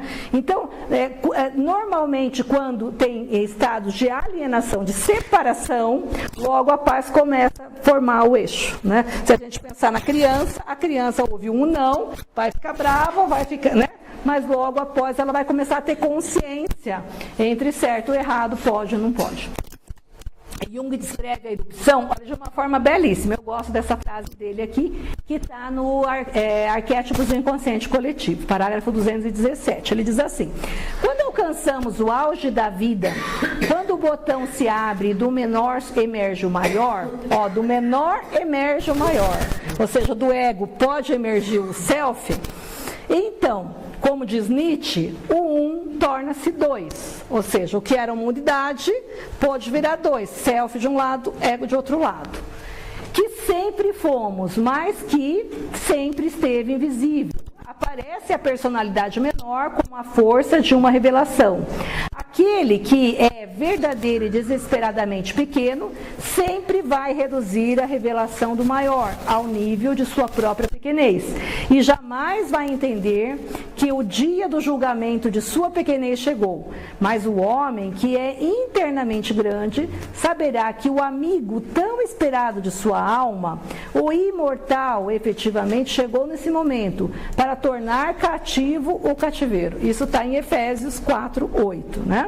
Isto é, para tomar conta dele, que sempre confinou esse imortal e o manteve aprisionado, e para levar a sua vida a fluir para uma vida maior. Então, nós só vamos conseguir um estado de sentido e significado da vida quando nós tivermos o eixo ego-self, tivermos esse caminho, esse contato com o meu espírito maior. Se eu não tiver o contato com o meu espírito, eu vou ser sempre terra a terra, eu vou ser sempre aqui, focado nas questões materiais, nas questões da vida, que são importantes, mas só isso não basta, né? Eu gosto daquela música, né? A gente não quer só comida, a gente quer comida, diversão e arte, então a gente quer mais, a gente não quer só as coisas que a matéria nos proporciona. E para isso nós precisamos do eixo ego-self. Eu preciso sentir essa estrutura maior dentro de mim. Eu vou pular para cá, que aí a gente vai passar para o diagrama. Eu acho que a gente vendo a imagem vai ficando mais fácil de entender, né? Então, a relação entre o ego e o self em diferentes estágios de desenvolvimento, isso daqui é um diagrama, é só para a gente entender. Não existe assim, isso daqui é um modelo pra gente, didático, né? Para que a gente possa ver o nascimento do eixo. Então, a princípio aqui, quando a criança nasce, no mundo matriarcal, onde há um predomínio do inconsciente, né? Tem essa centroversão, que é uma tendência natural da gente criar um centro, criar um ego. Esse todo estava aqui, ele desintegra, quebra, sai esse pedacinho e vai formar o princípio do ego, né? Ele vai nascer, vai estar aqui dentro, mas ele ainda não nasceu, ó. Tem a possibilidade, mas ainda não nasceu. Isso é o Ouroboros original de Neumann, com a identificação entre o ego e o self. Está tudo grudado. Se a gente pensar na alquimia, é o momento da nigredo, daquela mistura, né? Aqui, ó, começa o nascimento do ego, olha aqui nascendo, né? Então, já existe uma totalidade, isso é didático exatamente por isso, porque o ego jamais sai de dentro do self, totalidade, mas eu preciso olhar e ver que ele está se distanciando, ó, ele está se separando dessa totalidade aqui. E conforme ele vai se separando, o ego vai nascendo e vai formando aquela questão que a gente falou, né? A inflação, ele precisa estar inflacionado para ele desgrudando, e aí o self vai formando. Olha o eixo aqui, né? O eixo está aqui, mas se eu pegar, ó, ele está totalmente inconsciente. Nós temos eixo sempre, mas nós não temos consciência do eixo. Essa que é a diferença. O eixo sempre existiu, mas às vezes ele está aqui, ó. Olha aqui, todo inconsciente. Ele está completamente inconsciente nesse caso. É o ego emergente, onde ele começa a se separar, mas já existe eixo. Só que esse eixo está completamente inconsciente. Depois, no caso da irrupção, que é aquele terceiro estágio, acontece isso. Ó, se eu fiz um pontilhadinho aqui para a gente entender, né?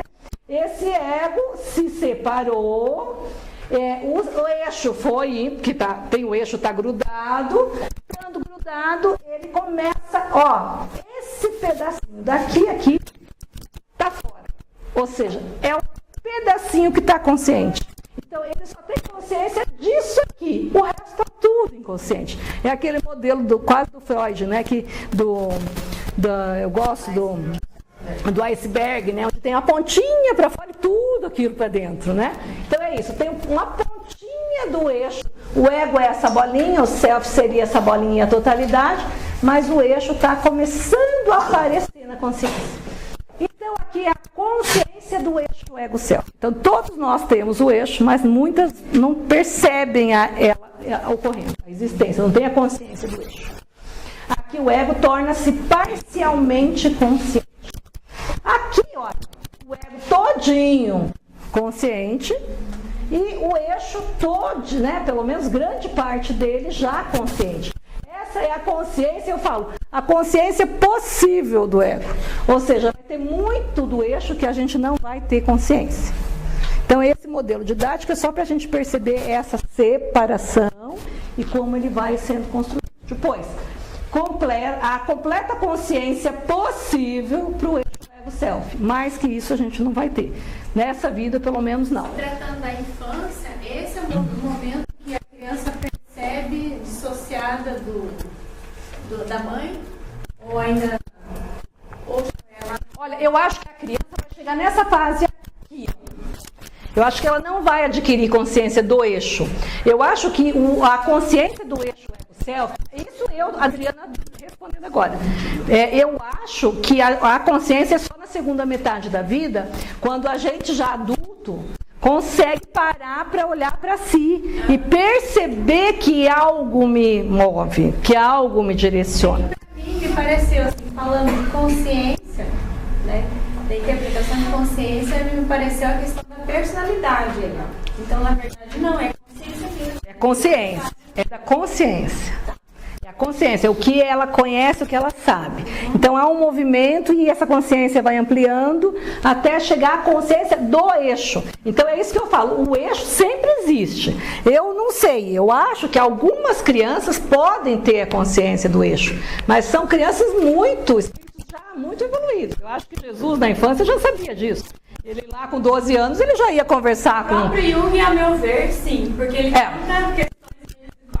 Ele lembra de sonhos? Exatamente, e descreve. Assim.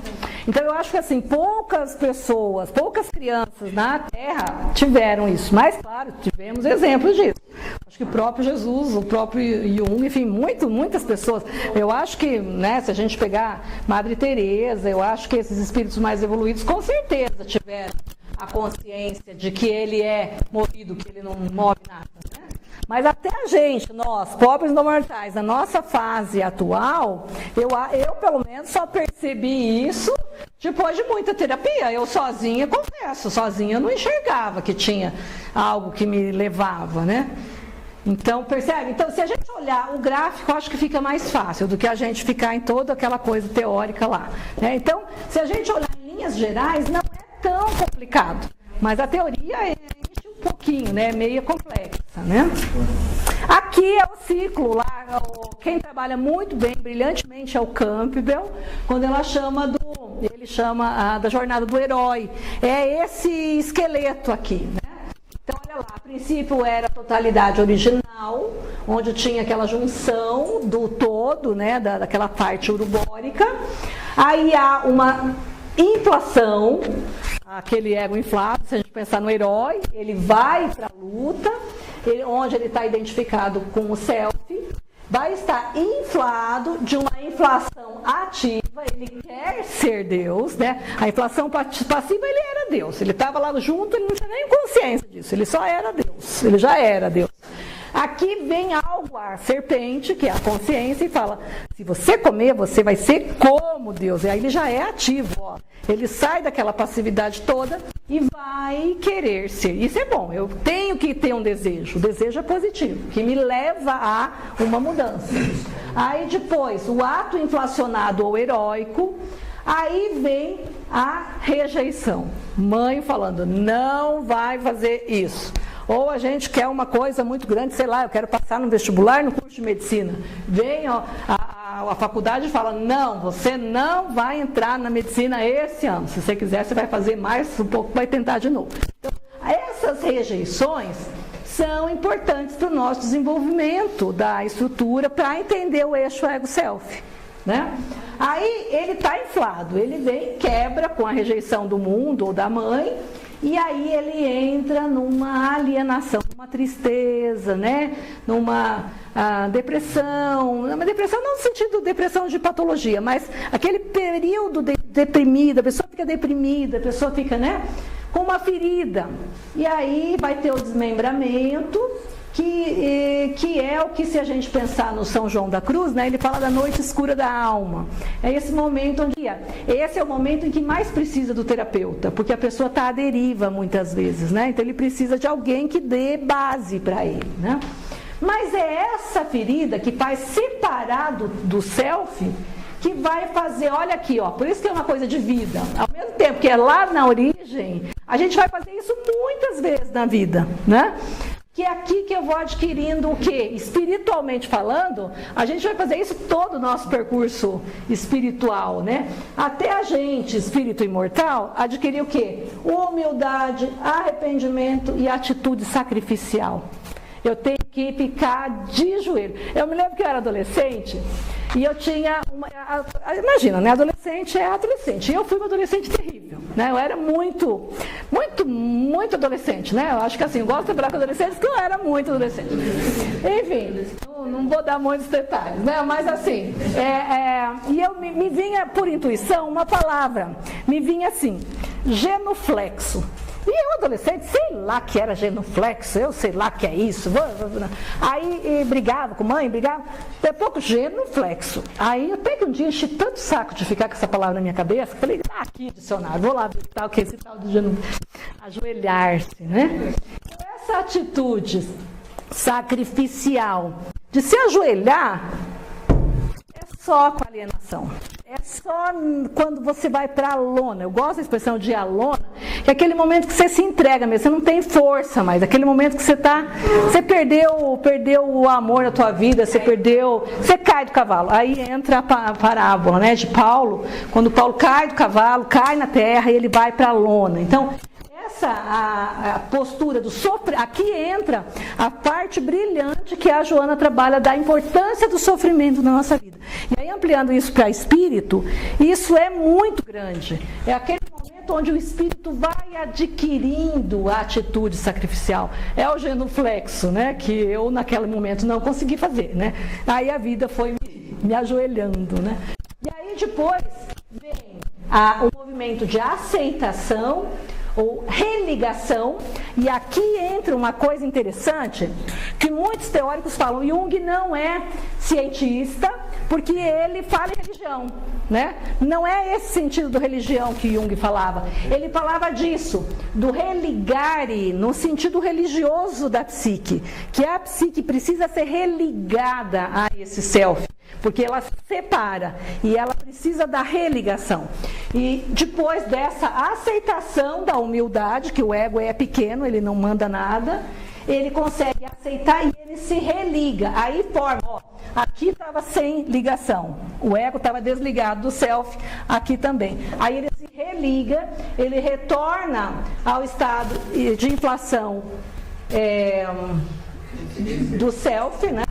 E a inflação passiva, ele quer ser Deus. Aí a gente pensa na evolução. Mas não querer ser Deus de ser o próprio Deus, mas não ser como Deus. Mas uma pergunta, a parte da rejeição ali, nesses movimentos que a gente faz a vida inteira, essa situação de passar pela rejeição, ela de várias formas, é o que torna o ego forte?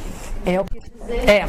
Por isso a importância disso na infância também, né? Isso. Que vai depender de como a reação não é o que vai tornar o ego forte ou fraco, que a rejeição em si. Aqui, tem dois momentos nesse ciclo que geram uma psicopatologia, duas psicopatologias. Se a criança nunca sofrer rejeição, ou seja, se a mãe nunca permitir que essa criança sofra uma privação, tudo que ele pensou ele teve. Sabe aquilo? Não, eu fui pobre, eu não tinha dinheiro, eu não viajei, então eu vou dar tudo para o meu filho. Tem pessoas que pensam assim. Então, privar a criança de uma rejeição, de um não, ele vai gerar um deusinho. Aí ele vai se tornar, ele não vai conseguir passar por isso, não vai ter humildade. Então vão ser esses adultos que podem tudo. Então vai virar, você pode se tornar uma psicopatologia aqui. Eu estou perguntando isso porque o Rossandro fala de que ele faz comentário da época que ele era adolescente e tudo mais, aí ele fala assim, vocês vão lembrar. Quando a gente tinha uma decepção amorosa, a gente escutava Vando e chorava. Hoje a gente nota que os jovens têm uma decepção amorosa. Aí vocês ouvem Coldplay e choram. Não é mais o Vando. Aí eu queria entender, na verdade, se porventura é porque ele não teve essa estruturação. Por causa do eixo ego-self. Mas aí você viu que ele explica na sequência, né? Explica. Que como os pais vieram ali resolvendo e facilitando o filho, quando ele se vê frente a uma dificuldade, ele não sabe o que fazer. Nesse sentido, então eu imaginei isso aí. Porque aí ele não tem consciência do eixo. Ele vai se sentir a deriva, ele vai ficar aqui, ele vai ficar sempre vinculado a esse self de uma forma negativa, porque ele está inflado, ele vai estar inflado. E inflado ele pode muito. Percebe aquelas pessoas assim, Um exemplo que eu Está sendo gravado, né? Edita. Mais um exemplo que, enfim, ó, um exemplo que eu gosto de dar, lembra na época do Collor, quando ele estava possuído, né, pelo poder, ele, se você olhasse a expressão nos olhos dele, ele tinha um ar assim de quase um psicótico, né? Não sei se você lembra. Ele tinha uma expressão, então assim, era um momento de inflação tão grande que ele jamais acreditou que ele fosse cair do poder. Entende? Então, esse exemplo, para mim, é muito grande de uma pessoa que nunca sofreu rejeição e que acredita que ninguém pode tirar ele daquele lugar porque ele é um todo-poderoso, porque ele tem uma identificação com aquilo. Agora, quando ele sofre, eu demorei para entender essa questão da inflação passiva, de querer ser Deus, né? E por que é passivo? Porque ele volta humilde, aí ele pode, é o voltar para casa, né? Sabe o filho pródigo que volta para casa, ele vai voltar humilde, aí ele gastou todo o dinheiro do pai, mas ele entende que o pai é o pai. Ele entendeu a hierarquia, ele entendeu o simbolismo, a importância do lar, a importância da casa. Então ele precisa voltar transformado. Aqui entra a transformação do ser. Deus é a questão do crescimento. Ele quer evoluir, ele quer evoluir. Não querer ser Deus de uma forma inflada para poder. Ele quer ser Deus no sentido de eu quero evoluir. Eu preciso evoluir. Por exemplo, o que você acha? Em uma família em que houve a rejeição, então houve a frustração, porque os pais estavam atentos ali, então houve uma frustração, e aí isso fortaleceu, né, esse ego deixou de ser frágil.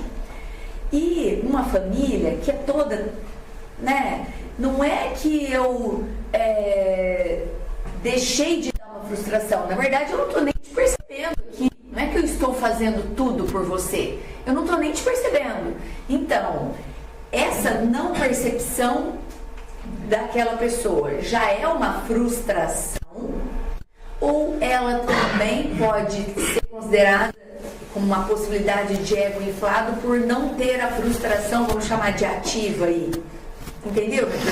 Entendi. Eu acho que vai depender da forma como o espírito lê isso. Porque se ele lê como abandono, vai entrar como uma ferida narcísica, né?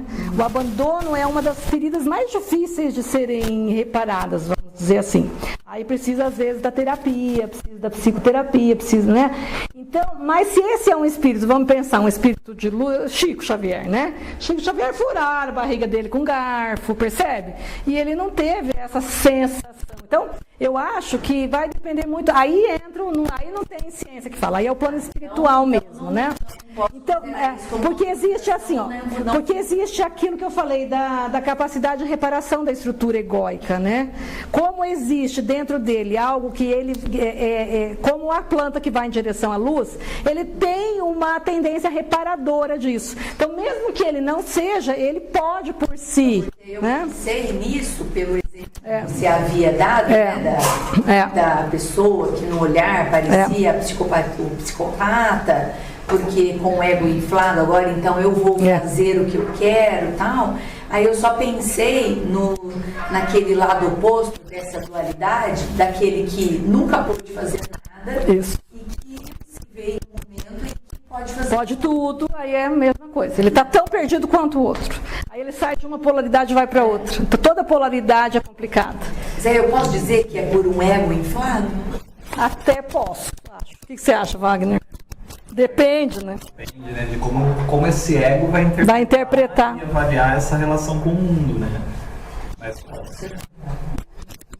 eu acho assim que tem uma relação também a ver com toda aquela condição do espírito, porque como você diz, essa capacidade de regenerar, apesar de tudo que acontece de forma adversa, isso que está sendo regulado, mas ele já fez isso em outras vidas.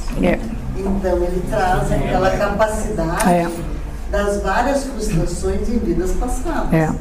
Aí ele consegue, porque se a gente, dentro da nossa crença de que Deus não nos coloca em situações que nós não podemos administrar, o fardo pesado em ombros fracos. A porta divina presente sempre, é isso aí. Ele vai colocar a situação ou para nos mostrar algo, como aqui está, né?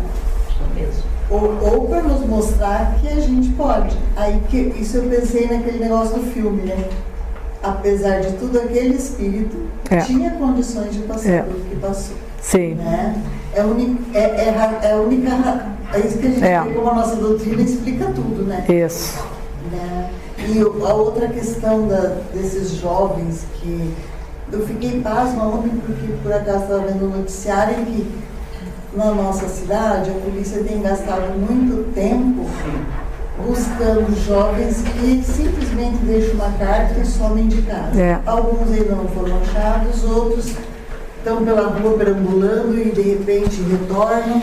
Mas eu fiquei pasma de dizer assim, né?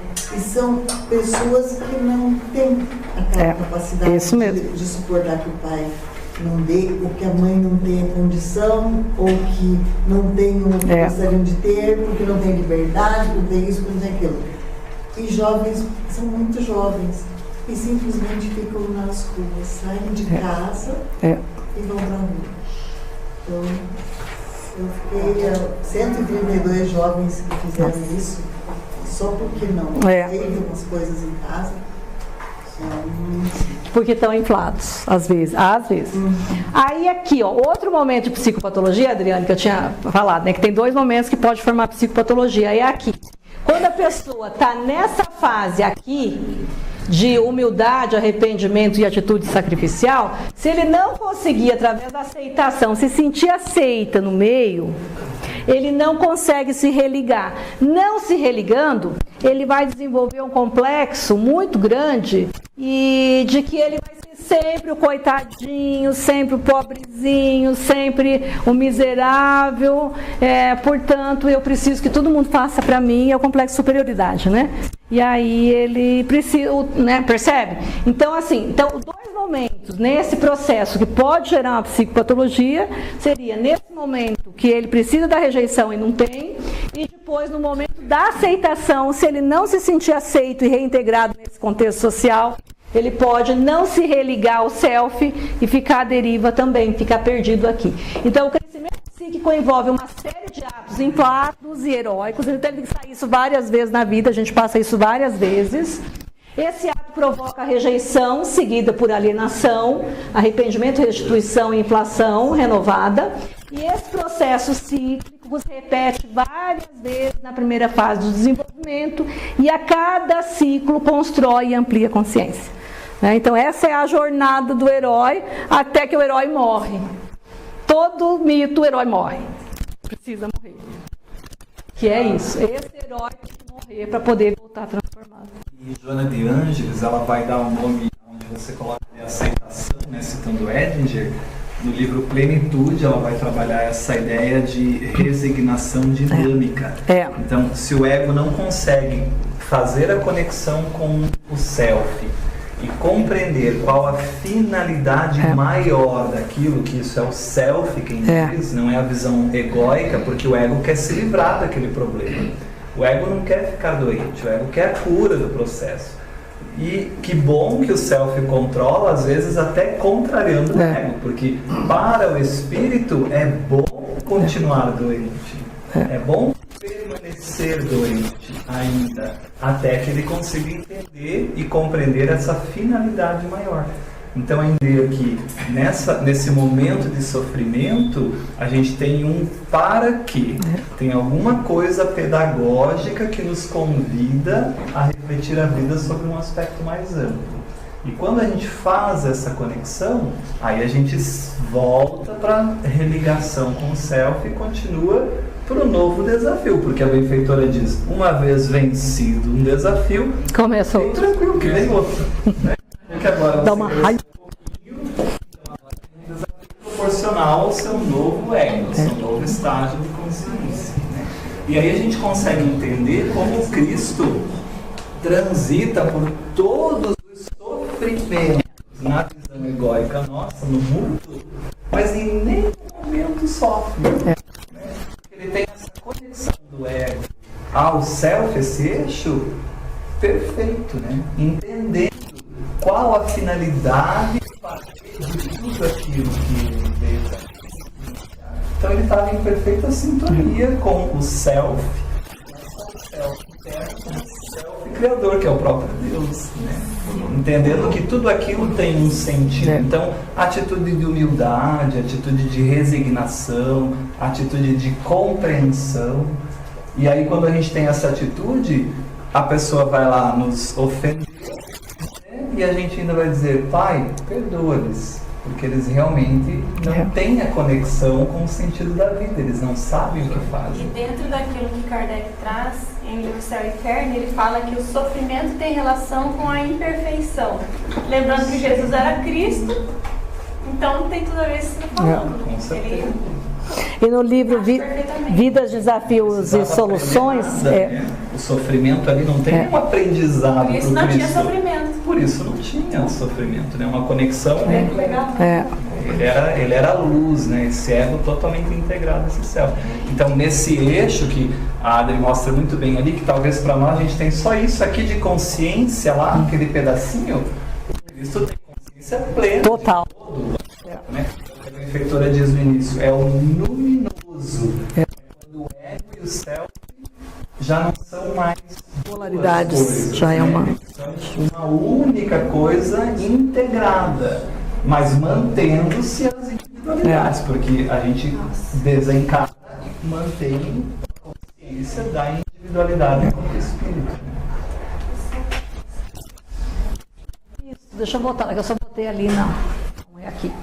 Os distúrbios no ciclo da vida é aquilo que eu falei, né, da projeção, vamos ver. Na infância, o vínculo entre a criança e o céu, que é idêntico ao vínculo entre a criança e os pais. O relacionamento, se o relacionamento for defeituoso, que é um termo de Edinger, o contato da criança com o self também será. A projeção da sombra, depois nós vamos estudar um só de sombra, né, eu acho que algumas semanas de sombra, né, dependendo da intensidade, frequência e duração, poderia danificar. O quê?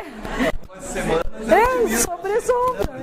Assim, que otimismo, que eu ia passar alguns meses. Não, porque aqui a gente tem só 2 anos para estudar tudo, então eu acho que vai dar o quê? 1 mês de sombra? Mas não dá para ficar muito. Tem abordar a sombra, mas é denso. Bom, então a projeção da sombra dos pais, que interessante. A sombra dos pais na criança, ela vai danificar o eixo. Sabe aquela criança que ele fala, você não presta, você é uma porcaria, eu não queria que você viesse nesse mundo, né? Então vai também danificar. A criança experimentaria um sentimento do quê? Rejeição, incapacidade de contínua inferiorização. Então esse é terrível isso. Depois, ele vai introjecitar, porque o que os pais dizem é uma verdade. Se eles chamam a gente de burro, é porque eu realmente sou burro, né? Um sintoma de danificação é o quê? A falta de autoaceitação. Sabe aquela pessoa que nunca se aceita? Então isso é a questão do eixo ego-self. Tão natural quanto o processo de alienação é a reparação do eixo. Isso aqui que eu quero deixar, né? Porque a gente vai embora com os cabelos erguidos. Meu Deus do céu, que risco, né? Não, calma. Não, olha aqui, eu deixei bem grande, em vermelho. Olha, né? Calma, vamos embora tranquilo. Em situações não extremadas, que foi aquilo que eu falei que eu ia concluir no final, a própria dinâmica da psique seria capaz de reparar esse eixo por meio do quê? Das relações pessoais, olha isso, por isso que a gente tem que ter amigo, família, né?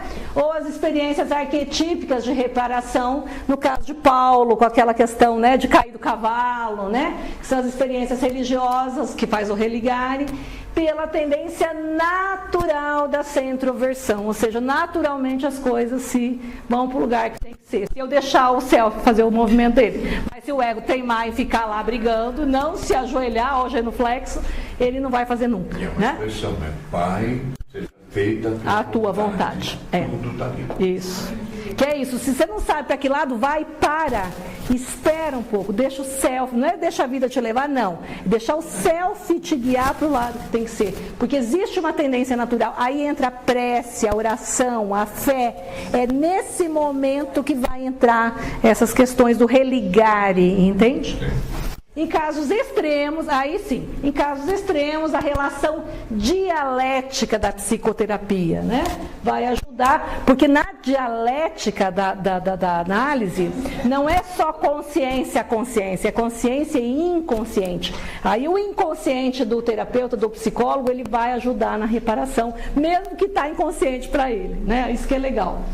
E aqui, para a gente encerrar, a imagem de Cristo nos dá o quadro vívido do ego orientado pelo self, né? Como o Wagner falou, ele era o exemplo dessa integração. O ego individuado que tem consciência de ser dirigido pelo self. Ele sabia que quem dirigia era o pai, né? O pai que dirigia. Eu não vim fazer a minha vontade. Isso mesmo. Exatamente. Olha aqui, é exatamente isso. Isso né? é como o ego não sumiu. Não. Tem noção da minha, né? Sei quem eu sou, mas assim, meu ego tem consciência da direção. Coisa maior. E olha que linda a imagem, né? O estado de aceitação do self foi inaugurado quando o batismo de Cristo, né? Nessa figura 6 aqui, que é uma figura também do Leonardo da Vinci, tá? Da Vinci fez essa imagem linda. E eis que os céus se abriram e ele viu o Espírito de Deus descendo como uma pomba, né? Seria ali. E vindo sobre ele, e uma voz do céu fez-se ouvir, dizendo: este é o meu filho amado, em que me comprazo. Está em Mateus 3, 16, 17. Assim é a realização de uma ligação com a fonte transpessoal de Cristo a uma fonte que o ama e o apoia, que é o quê? O eixo ego-self, né? Pai e filho são uma só pessoa. Então, para terminar com uma frase de Fernando Pessoa, né? Há um tempo em que é preciso abandonar as roupas usadas que já têm a forma de nosso corpo e esquecer os nossos caminhos, que nos levam sempre aos mesmos lugares. É um tempo de travessia e se não ousarmos fazê-la, teremos ficado para sempre às margens de nós mesmos. Então, com essas palavras de Fernando Pessoa, eu gostaria de encerrar nosso estudo. É complexo, eu sei, mas é algo que, se a gente pensar em linhas gerais, a fé vai nos ligar sempre, né? Independente de tudo o que eu falei hoje, se a gente tiver fé, a oração, no momento de dor, no momento de aflição, agradecer a dor, porque ela é algo didático, que vai fazer com que eu adquira humildade, a simplicidade de que eu não mando nada, e eu sou um instrumento vivo para uma vontade maior, que é esse Cristo que vive em mim, seria isso. Então, em grandes linhas gerais, era isso que eu tinha para hoje. Obrigada. Obrigada. Agora que eu fiquei perdida, que você falou que é complexo.